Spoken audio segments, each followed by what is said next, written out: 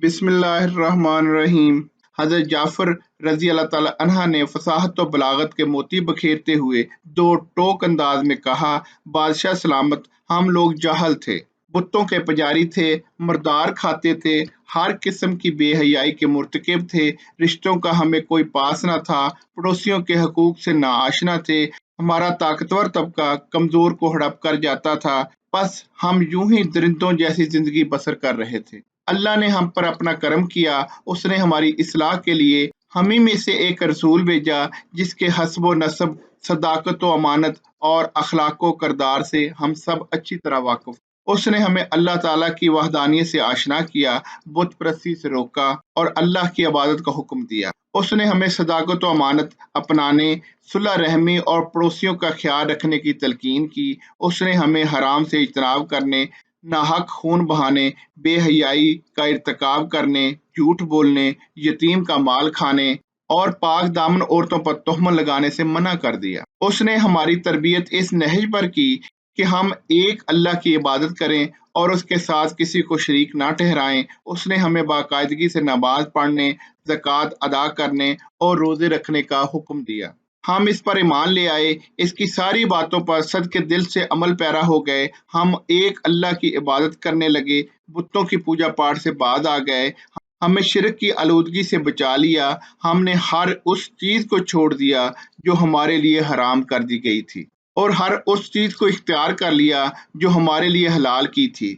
हमारा ये तर्ज देखकर हमारी कौम हमसे नाराज होगी। उसने हमें ऐसा करने से रोका, हम ना रुके तो वो हमारी जान के दर पे हो गए, हमें तरह तरह की सजाएं देने लगे ताकि हम मजबूर होकर अजियतनाक सजाओं की ताब ना लाते हुए दोबारा वही रवश इख्तियार कर लें जिस पर हम पहले गामजन थे। ये लोग चाहते हैं कि हम अल्लाह की इबादत छोड़कर बुतों के पुजारी बन जाएं, हम फिर से बदकारी का रास्ता इख्तियार कर लें। जब उन्होंने हमें अजियतनाक सूरत हाल से दो चार किया, हमें नाकाबिले बर्दाश्त सजाएं देना शुरू कर दी, तो हम तंग आकर अपने घर बार छोड़कर आपके पास चले आए। हम उम्मीद रखते हैं कि आप अपने रवायती फराख दिली, हमदर्दी और रहमदिली का सबूत देते हुए अपने इस मुल्क में रहने की और आज़ादाना तौर पर दीन इस्लाम पर अमल पैरा होने की इजाज़त मरहमत फरमाएंगे। नजाशी ने पूछा, क्या आपके पास इस नए दीन का कोई रूहानी पैगाम है? हजरत जाफर ने कहा, बिल्कुल, हमारे पास रूहानी, ईमानी और आसमानी पैगाम मौजूद है। नजाशी ने कहा, जरा वो हमें भी सुनाए। हजरत जाफर रजी अल्लाह ताला अन्हा ने दर्द भरे अंदाज में सूरह मरियम की तलावत शुरू कर दी। उनके दिल सोज आवाज में अनोखा कलाम सुनकर दरबार में सन्नाटा छा गया। ये रिक्कत अमेज पैगाम सुनकर नजाशी की आंखों से आंसू टपकने लगे। उलमा की आंखों से भी आंसू जारी हो गए, जिससे उनके सामने पड़ी हुई किताबें भीग गईं। हर तरफ से आहों और सिसकियों की आवाजें आने लगीं। कुरैशी नुमाइंदे ये मंजर देखकर हैरान रह गए। उन्होंने देखा कि हर कोई रो रहा है। इस पुरकैफ हालत में दरबार बर्खास्त हुआ तो कुरैशी नुमाइंदा उमर बिन आस अपने साथी से कहने लगा, अरे भाई, ये क्या हो गया? मैं ये क्या देख रहा हूँ? ये क्या जादू चल गया? हम अपनी कौम को मुंह दिखाने के काबिल भी ना रहे। हमारी सारी मेहनत धरी की धरी रह गई। हम सरदाराने क्रैश को वापस जाकर क्या जवाब देंगे? हमारे पास तो कुछ भी ना रहा। अब हम क्या करें? फिर खुद ही कहने लगा, हाँ, मेरे जहन में एक नई तरकीब आई है। कल मैं दोबारा दरबार में हाजिरी दूंगा और बादशाह सलामत की खिदमत में एक ऐसा नुक्ता पेश करूंगा जिससे हालात हमारे हक में बहुत बेहतर हो जाएंगे। जब उसने दूसरे दिन दरबार में हाजिरी दी तो उमर बिन आस आदाब बजा लाते हुए नजाशी की खिदमत में अर्ज गुजार हुए कि बादशाह सलामत, देखिए, गजब हो गया। ये लोग हजरत ईसा अलैहिस्सलाम को अल्लाह का बेटा नहीं मानते। देखिए, ये लोग कितने बेदीन हैं। नजाशी ने ये बात सुनकर अपना रवायती अंदाज अपनाते हुए कहा, अच्छा, इनसे ये बात भी पूछ लेते हैं। दूसरे दिन फिर मुसलमानों को दरबार में बुलाया गया। नजाशी ने पूछा, हजरत ईसा अलैहिस्सलाम के बारे में तुम्हारा क्या ख्याल है? हजरत जाफर रजी अल्लाह ताला अन्हु आगे बढ़े और कहा, बादशाह सलामत, हम हजरत ईसा अलैहिस्सलाम के बारे में वही नजरिया रखते हैं जो हमें नबी अकरम सल्लल्लाहु अलैहि वसल्लम ने बताया है। नजाशी ने पूछा, वो क्या नजरिया है? حضرت جعفر رضی اللہ تعالیٰ عنہ بولے ہمیں یہ بتایا گیا ہے کہ حضرت عیسیٰ علیہ السلام اللہ کے بندے، اس کی روح اور وہ کلمہ ہیں جو اللہ نے پاک دامن مریم کی طرف القاء کیا۔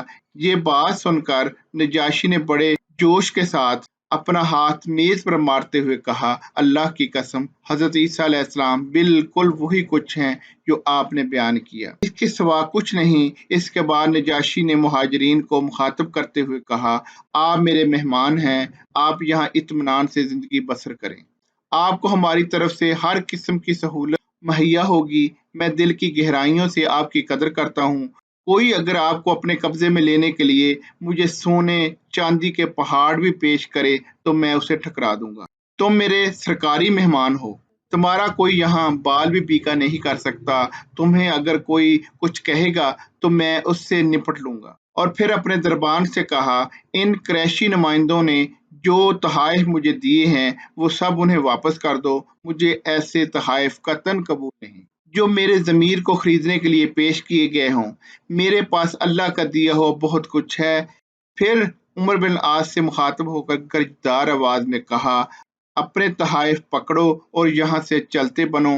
عمر بن عاص یہ صورتحال دیکھ کر بہت پریشان ہوا، لیکن اب کیا ہو سکتا تھا۔ اپنے ساتھی عبداللہ بن ابی ربیعہ سے کہا کہ چلو بھئی چلیں۔ پھر سر جھکا کر دربار سے نکلے اور اپنے وطن کی راہ لی۔